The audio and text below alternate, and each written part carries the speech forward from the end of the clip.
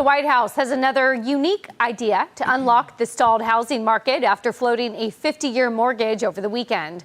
The administration is now looking into portable mortgages. So this just happened. Washington floated that 50-year mortgage idea, got roasted for it, and now they've pivoted to something even stranger. They're talking about letting people carry their old 2 or 3% mortgage into a brand new home. Same rate, new house, different market. And if you own a home, a retirement account, or just a few bucks sitting in savings, this hits you directly. And if it feels like the rules keep shifting and somehow it's always your nest egg that takes the hit, you're not imagining it. Here's the part people are missing. They can't fix home prices. They can't fix the supply. So now they're trying to fix the illusion around the payment. They want you to move without burning your golden 3% mortgage. They know millions of people are stuck in place because rates doubled. So they're trying to unfreeze the market without admitting the real problem is inventory. And if they push this too far, you end up with a two-track housing market where regular buyers show up with 6% loans and they lose to anyone walking in with yesterday's rates. And let's make this simple. This is like keeping your old phone plan, the cheap one nobody else can get anymore, and using it on the newest phone while everyone around you pays triple. Now, here's what this releases and what it threatens. If you're holding a low rate, you might finally be able to move again without gutting your budget. If you're a first timer, this stacks the deck even more against you. And if you're an investor, this flips the entire game. The loan becomes just as valuable as the house. Because here's the thing, you can use the same playbook they use, quietly, legally, and it works. And why does this all matter? Because people with the cheap loans win. People without them lose. Lenders end up carrying more risk. Tax-heavy states could see more people finally pack up and leave.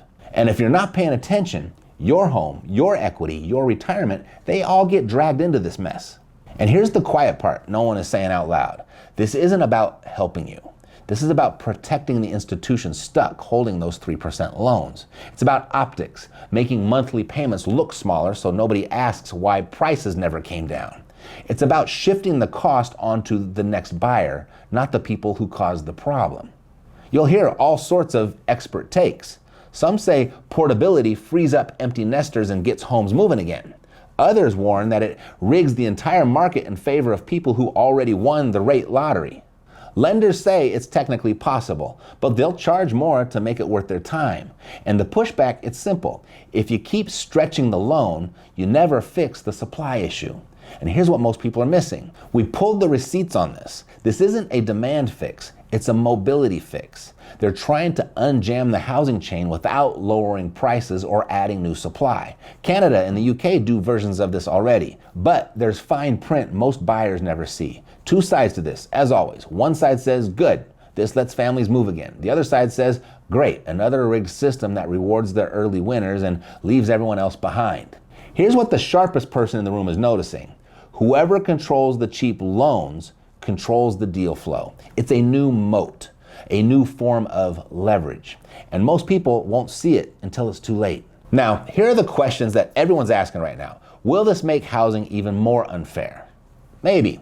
We don't have clean data yet, but look who's already cheering for it. And will this raise prices? Well, if buyers walk in with yesterday's rates, sellers will absolutely push for more. Will lenders go along with it? Well, only if they can charge you up front for it. Will this crush first-time buyers? Well, it could, unless rates drift lower or the rules shift again. But here's what you and I really need to know before we know what comes next. What rate are you holding?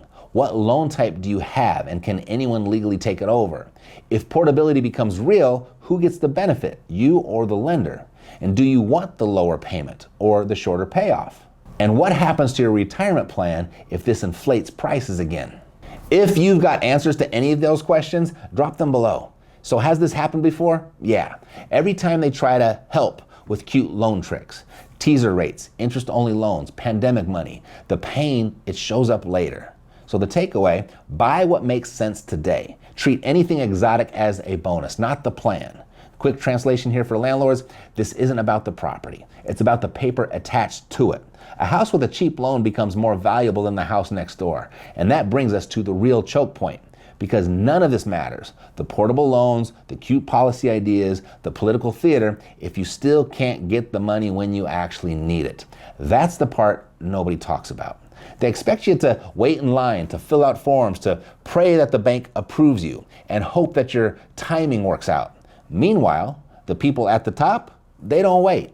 They don't beg a loan officer. They don't sit in paperwork purgatory. They use instant, no collateral funding to take the deal while everyone else is still gathering documents. And that's why I pulled this next video out here for you to watch next. You'll see exactly how the pros skip the entire system and how regular people are using the same tools to move faster than the banks want them to. I'll see you over there.